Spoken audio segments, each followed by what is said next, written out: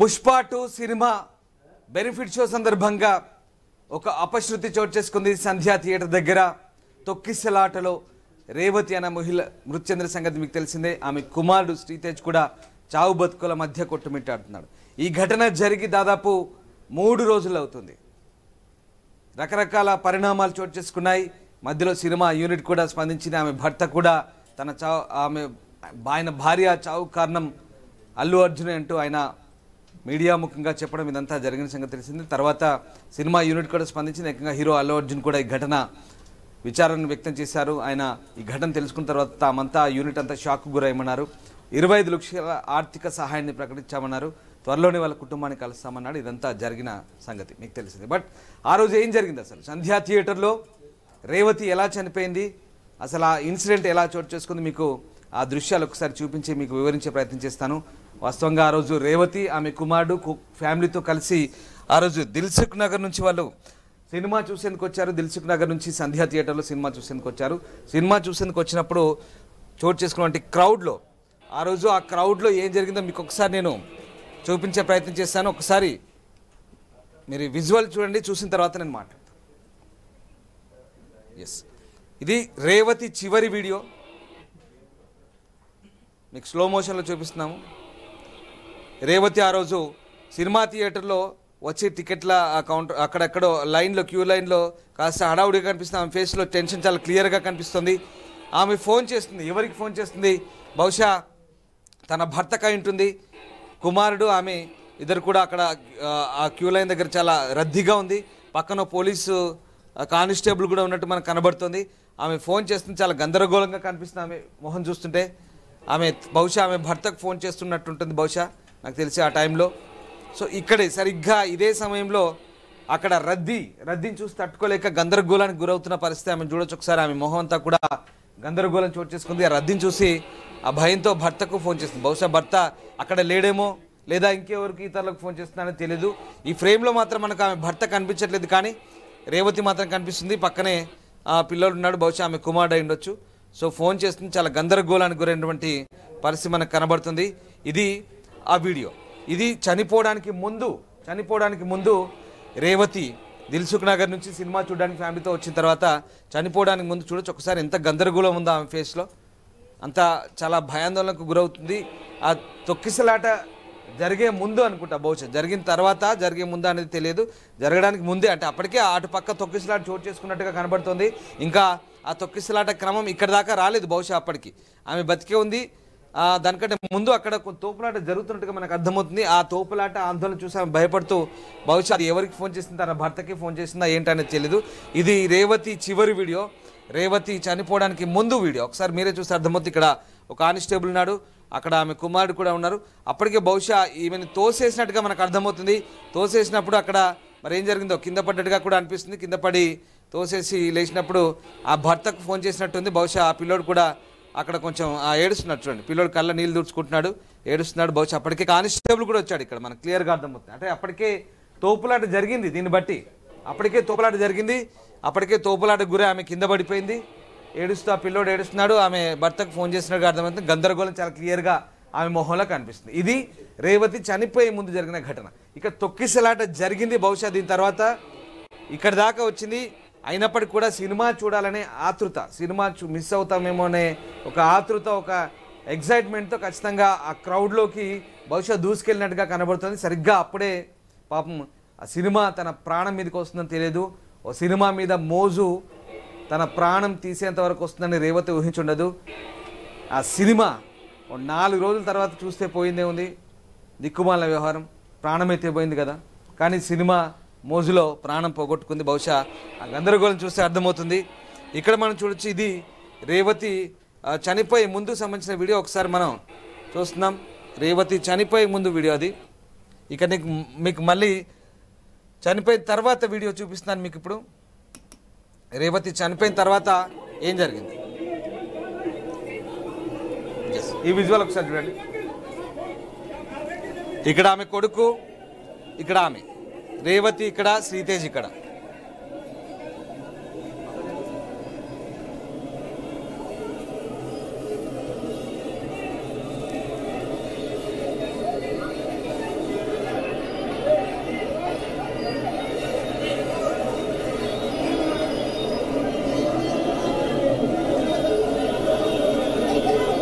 చూశారుగా. ఇప్పుడు నేను మీకు ఈ విజువల్స్ ఎక్స్ప్లెయిన్ చేసే ప్రయత్నం చేస్తాను. ఈ సౌండ్ ఇలాగే ఉంటుంది. మీరు ఒకసారి ఎస్, ఇది డిస్టర్బింగ్ వెల్స్ మనం చూస్తాం. పోలీసుల హడావుడి ఇక్కడ ఇందాక మీకు చూపించాను కదా విజువల్. ఆ విజువల్ చూపించినప్పుడు మీకు yes no problem, two plate visuals మనకు కనబడుతుంది. క్లియర్గా 1 by 1 ఎక్స్ప్లెయిన్ చేస్తాను. ఈ విజువల్లో ఇక్కడ రేవతి ఉంది. అప్పటికే మీకు ఇందాక చూపించిన విజువల్లో గందరగోళానికి గురైంది, ఒకసారి తోపులాటకు గురైంది, ఆమె పడిపోయింది. ఒకసారి అజర్ ఇటువైపు ప్యాన్ చేయండి, ఒకసారి నేను సపరేట్గా ఎక్స్ప్లెయిన్ చేస్తాను.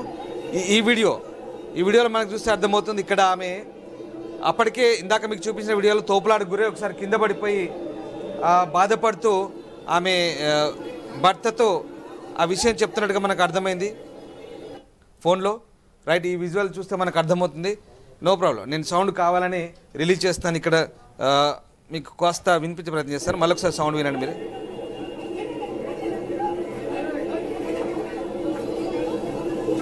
చూసారుగా, ఇప్పుడు సౌండ్ తగ్గిస్తున్నాను. రైట్, ఇక్కడ అప్పటికే తొక్కిసలాటకు గురైంది. ఇక ఆమెను పూర్తిగా స్పృహ కోల్పోయి శ్వాస ఆడని పరిస్థితి. ఆ తొక్కిసలాట ఒకసారి చూడండి, అక్కడంతా చెత్త చెదారం, చెప్పులు. ఒక సినిమా కోసం ఇంత పిచ్చా జనాలకి? ఎందుకు ఈ పిచ్చి? ప్రాణాల మీదకి తెచ్చుకుంటారు, ప్రాణాలు తీస్తారు. ఈ బెనిఫిట్ షోలు ఎందుకు? దిక్కుమాలిన బెనిఫిట్ షోలు. బెనిఫిట్ షోలు అంటే ఏంటి? ప్రయోజనం పొందే షోలు.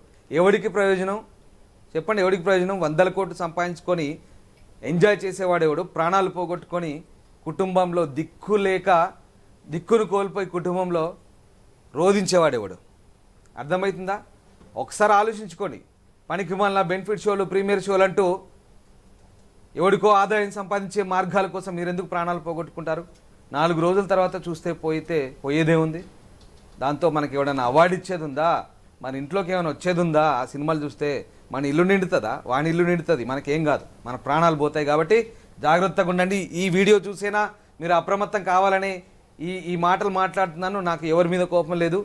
సినిమా బిజినెస్ లాగానే సినిమా నిర్మాణ సంస్థలు వ్యాపారం చేసుకుంటాయి.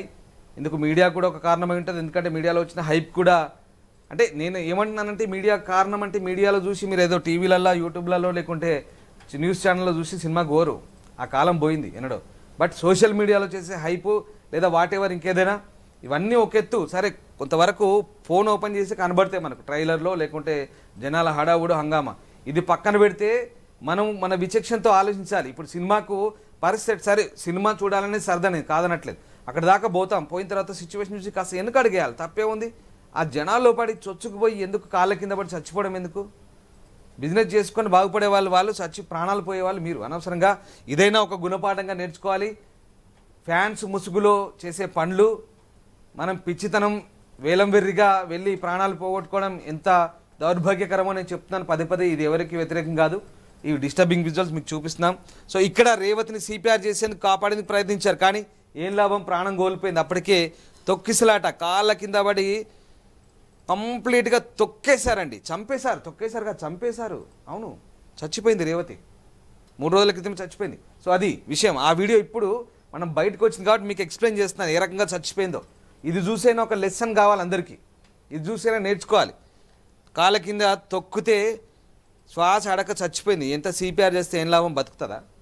ఇది పరిస్థితి ఇక్కడ. సరే, ఇది రేవతికి సంబంధించిన వీడియో. ఇక ఇటువైపు ఉండండి, ఒకసారి ఇటువైపు చూడండి.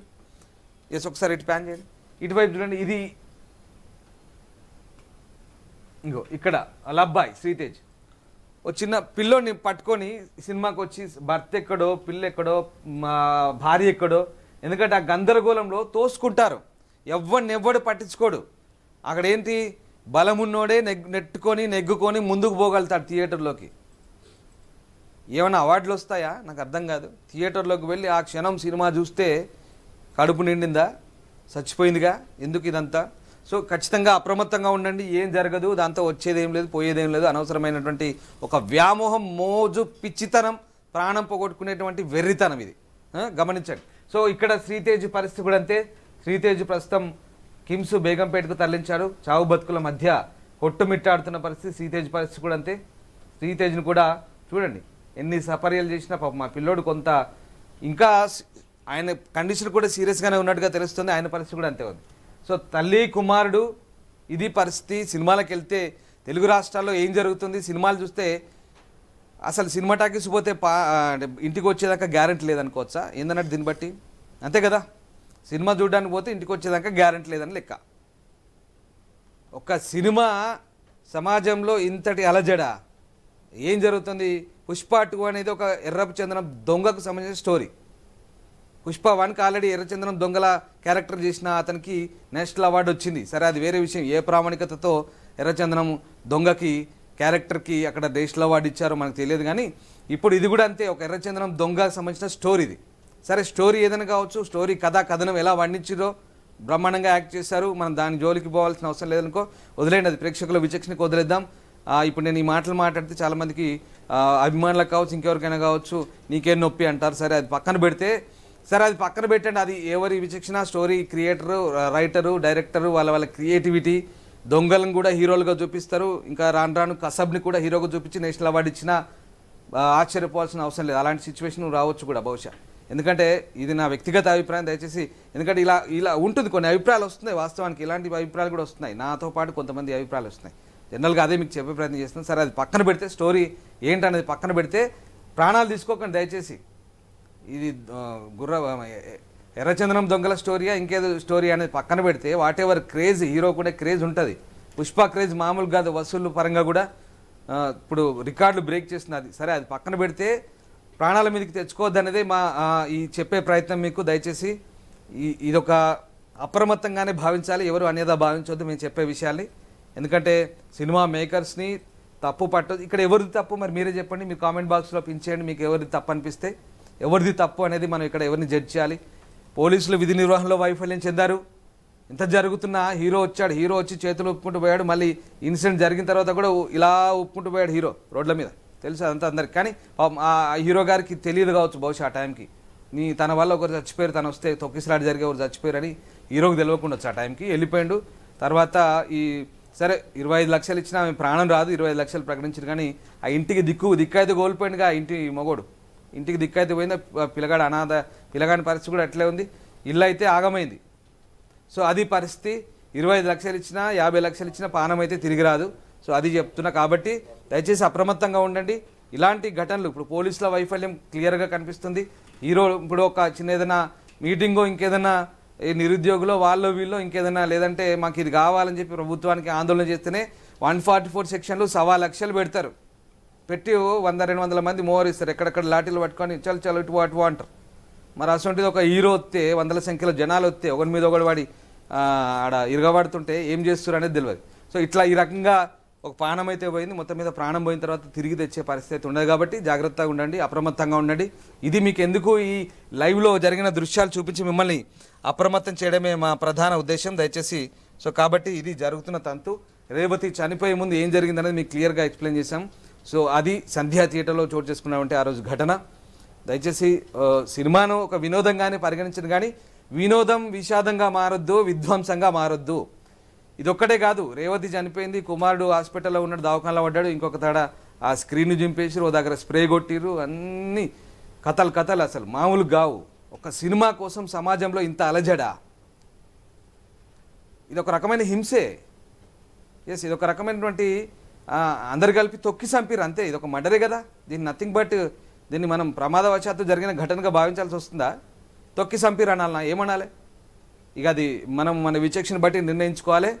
ఫ్యాన్స్ ముసుగులో చేసే ఈ అరాచకాలు, పిచ్చి చేష్టలు, అలాగే పోలీసుల వైఫల్యం, థియేటర్ యాజమాన్యం వైఫల్యం, హీరో కూడా బాధ్యత ఉంటుంది ఇక్కడ. అందరూ బాధ్యత వహించాలి. ఎవరు బాధ్యత వహించినా రేవతి ప్రాణం అయితే పోయింది, ఇక రాదు.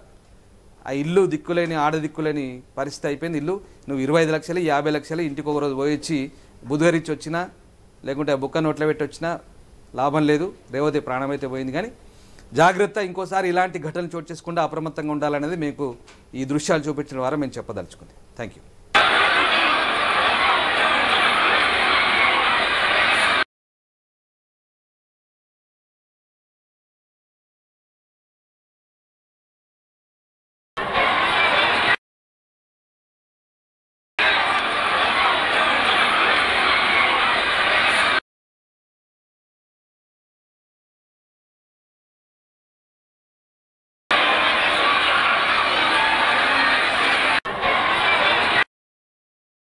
అసలైన తొలి వెలుగు. ఫాలో వాట్సాప్ @తొలి వెలుగు official.